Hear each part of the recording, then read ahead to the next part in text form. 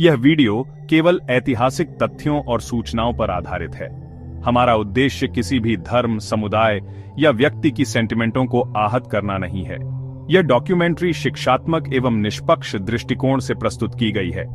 दर्शकों से अनुरोध है कि इसे इतिहास को समझने के दृष्टिकोण से ही देखें। किसी भी प्रकार की गलत व्याख्या या राजनीतिक उद्देश्यों के लिए इस सामग्री का उपयोग न करें। पंजाब की मिट्टी में एक समय शांति और गुरबानी की गूंज थी, लेकिन 1984 में इस पवित्र भूमि पर गोलियों की आवाज ने इतिहास को हिलाकर रख दिया। ऑपरेशन ब्लू स्टार एक ऐसा सैन्य अभियान जो सिख समुदाय के दिलों में हमेशा एक दर्दनाक याद की तरह रहेगा। इस वीडियो में हम जानेंगे कि कैसे 1947 की आजादी से लेकर 1984 के ऑपरेशन तक हालात बदले। क्या खालिस्तान का आंदोलन जरूरी था और इस ऑपरेशन का भारत पर क्या असर पड़ा।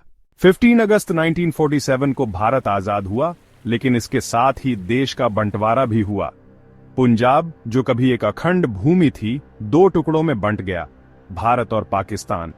पाकिस्तान जाने वाले लाखों सिखों और हिंदुओं को मौत का सामना करना पड़ा।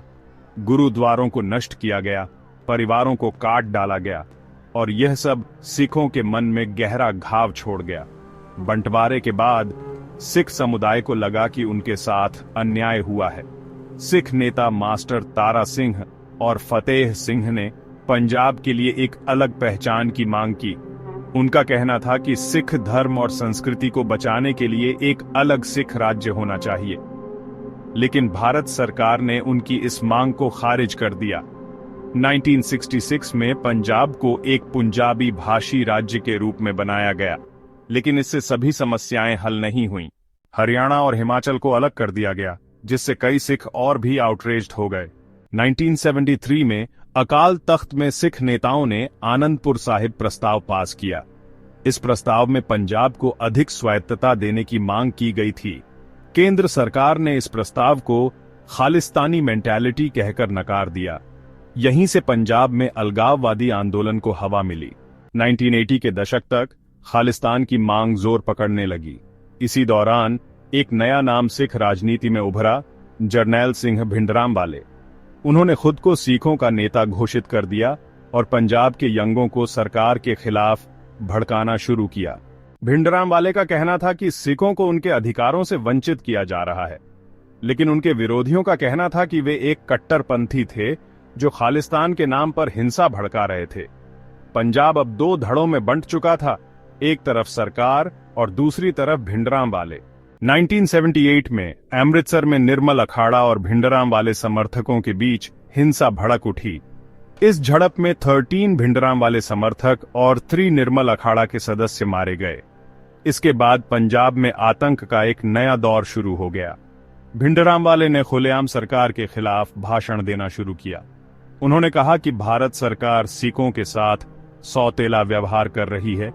1981 में लाला जगत नारायण, जो सरकार समर्थक अखबार के संपादक थे, की हत्या कर दी गई। भिंडरांवाले पर हत्या का एलिजेड लगा, लेकिन सबूतों के अभाव में वे बच गए। 1983 तक पंजाब में हिंदू और सिखों के बीच खाई गहरी हो गई। हिंदू नेताओं और पुलिस अधिकारियों की हत्या आम हो गईं। पंजाब पुलिस के deputy inspector general Ajit Singh Atwal को स्वर्ण मंदिर के बाहर गोली मार दी गई। भिंडरांवाले अब खुलकर खालिस्तान की मांग करने लगे थे। उनके समर्थक स्वर्ण मंदिर को एक किले में बदल चुके थे। मशीन अग्ने, स्नाइपर और विस्फोटक मंदिर में इकट्ठा कर लिए गए। सरकार को अंदाजा हो गया कि अब बात काबू से बाहर हो रही है। प्रधानमंत्री इंदिरा गांधी ने स्थिति को खत्म करने का फैसला लिया। 1984 की गर्मियों में पंजाब में अशांति चरम पर थी। इंदिरा गांधी ने इंडियाई सेना को ऑपरेशन ब्लू स्टार शुरू करने का आदेश दिया। सेना को लगा कि यह एक 24 घंटे का ऑपरेशन होगा, लेकिन वे भिंडरांवाले की ताकत को कम आंक रहे थे। अमृतसर को घेर लिया गया, लेकिन लाखों श्रद्धालु पहले ही अंदर फंस चुके थे।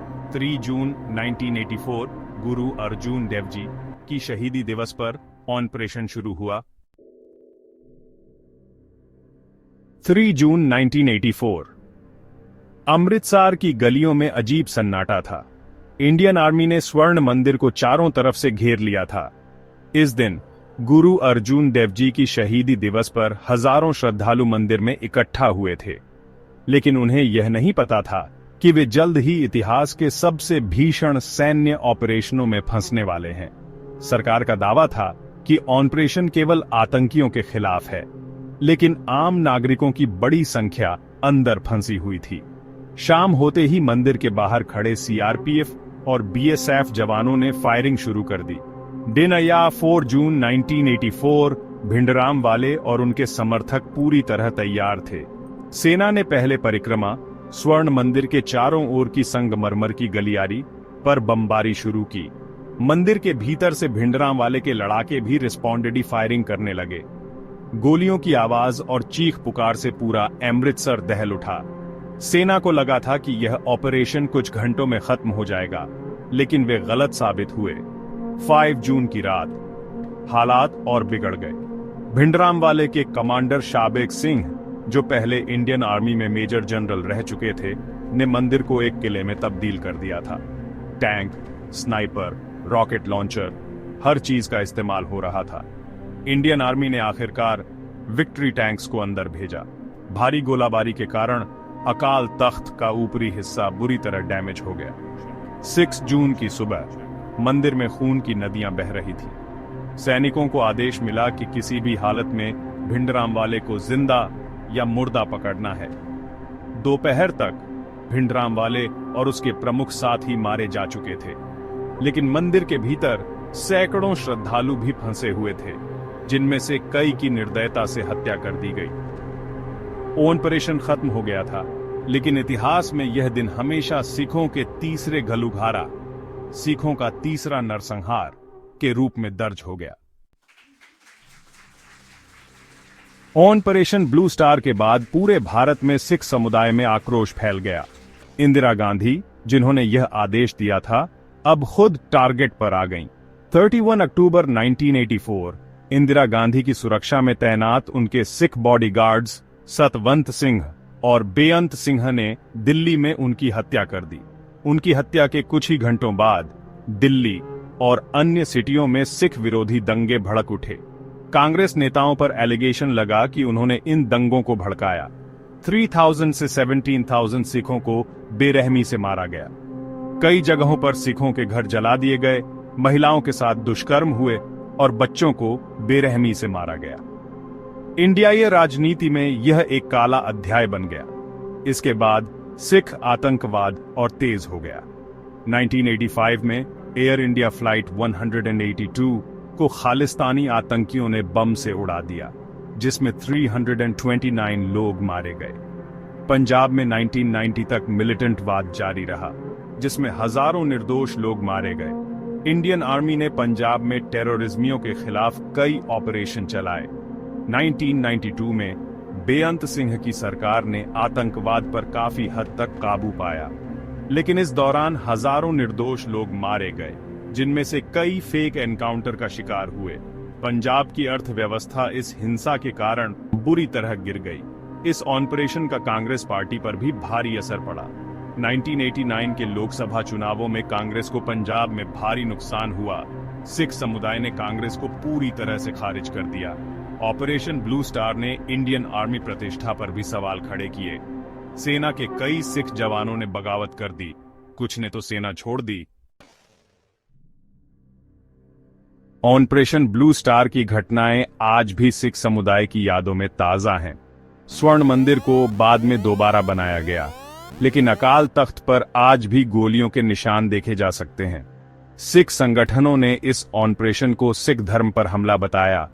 खालिस्तान आंदोलन भले ही कमजोर पड़ गया हो, लेकिन विदेशों में इसकी आवाज अब भी उठती रहती है। आज भी कनाडा, अमेरिका और यूके में Sikh protesters operation blue star की बरसी मनाते हैं। भारत सरकार ने इस मुद्दे को शांत करने के लिए कई प्रयास किए। 2005 में प्रधानमंत्री मनमोहन सिंह ने सिख दंगों के लिए माफी मांगी। 2014 में बीजेपी सरकार ने ऑपरेशन ब्लू स्टार के पीड़ितों को मुआवजा देने की घोषणा की। हिस्ट्रीकारों का मानना है कि यह एक राजनीतिक गलती थी, जिसकी वजह से पंजाब एक दशक तक आतंकवाद की गिरफ्त में रहा। अगर सरकार ने बेहतर तरीके से बातचीत की होती तो शायद हजारों बेगुनाह लोग मारे नहीं जाते। लेकिन सवाल यह है कि क्या हमने इतिहास से कुछ सीखा है? आज भी भारत में कई जगहों पर धार्मिक और राजनीतिक तनाव देखा जाता है। क्या हमें 1984 जैसी घटनाओं से बचने के लिए कुछ अलग करना चाहिए? सिख समुदाय आज भी गर्व से अपनी परंपराओं को बनाए रखता है, लेकिन 1984 का जख्म कभी नहीं भरेगा। यह इतिहास में एक ऐसा अध्याय है जिसे भारत कभी भूल नहीं सकता। इतिहास का सबसे बड़ा सबक यही है कि हम इससे कुछ नहीं सीखते। ऑपरेशन ब्लू स्टार न सिर्फ एक सैन्य ऑपरेशन था, फोर्स की यह एक समुदाय की सेंटिमेंट्स पर गहरा वार था। आज भी जब हम स्वर्ण मंदिर की ओर देखते हैं तो हमें याद आता है कि धर्म, राजनीति और सत्ता का यह कॉन्फ्रंटेशन कितना भयावह था। ऐसे ही अनसुने सच्चे किस्से सुनने के लिए सब्सक्राइब करें चैनल को और बेल आइकन दबा दें, जिससे अगली वीडियो का नोटिफिकेशन आप तक पहुंच सके। जय हिंद, जय भारत।